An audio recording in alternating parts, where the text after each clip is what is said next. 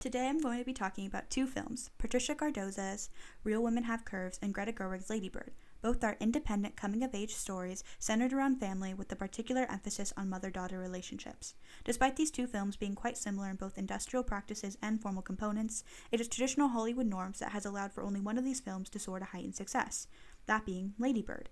To prove this, I have broken my argument into two parts, first discussing the film's industrial practices and then their formal components. To begin, let's take a look at Real Women Have Curves. It was originally greenlit by HBO and was meant to be a film made for TV.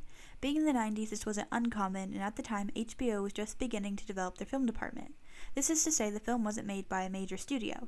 Rather, it was financed by the IATSE low-budget feature film agreement.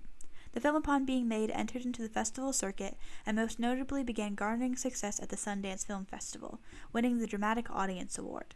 Subsequently, HBO's president Colin Catherden begrudgingly released it to Newmarket for theatrical distribution.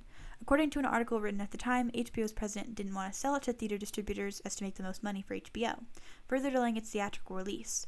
Besides the Sundance Festival, the film was recognized at a couple other award shows, with the film's producer, Effie Brown, winning an Independent Spirit Award. Other than that, the film and its actresses were rarely recognized at all by Hollywood and over time dissipated into the media. Moving on, Lady Bird shares a similar story in that it teeters the line of being an independent film. Before being made, the film was already bought by A24 to be distributed and was produced outside of the major studio's framework, financed by the IAC Films. At the time, A24 was an already well-known distributor for independent films, and it only makes sense to infer that this helped set the tone for the warm welcome Lady Bird received. Immediately upon release, the film got nominated for a variety of awards, with 41 nominations. In particular, for the Oscars, it was nominated for Best Picture, Best Director, Best Original Screenplay, Best Actress, and Supporting Actress, and won 2 Golden Globes.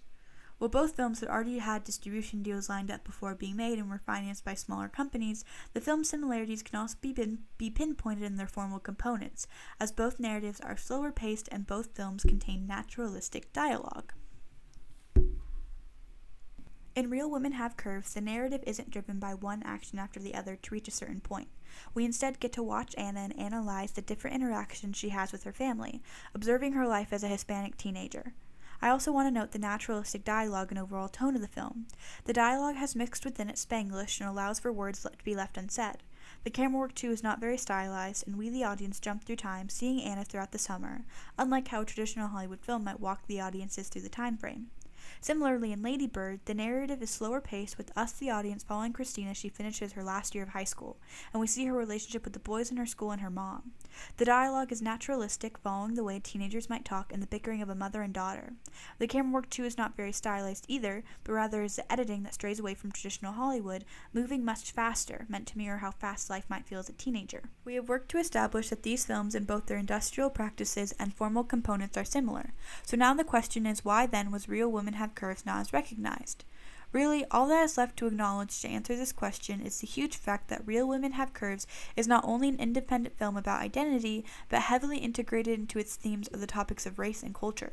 The traditional Hollywood market, unfortunately, in the 90s was just not going to take this film as seriously as it should have been because it was a Latina film centered both on and off the screen on the Latina community. The director herself remarks on the environment of the time for Latinas in film, playing on her own experiences and how the chances she got she couldn't take for granted, saying, "If she had not given me that chance, I probably would not be directing much." I want to take a moment, though, to say that my analysis of these two films is not meant to disregard Greta Gerwig's Lady Bird in any way and say it didn't deserve any of its praise. Monica Castillo words it perfectly when she says, "Real Women Have Curves lack the familiarity the traditional white, older Oscar voters would reward. If there was an unfair dismissal of Real Women Have Curves, it wasn't the fault of Lady Bird. There are more systemic barriers to blame. I mean, this film was originally made for TV, it was not necessarily placed in a spot to succeed, and even then Hollywood greed delayed its theatrical release. It is a culmination of all these films that placed Real Women Have Curves in the spot that it found itself in and not getting the recognition it deserved at the time." To leave off on a better note, though, I want to acknowledge that in 2019 the film was added to the Library of Congress National Film Registry and was given an exhibit at the Academy Museum in LA. Overall, this is a much bigger conversation of independent films about people of color and stories of diversity and how traditional Hollywood treats them. Thank you for listening.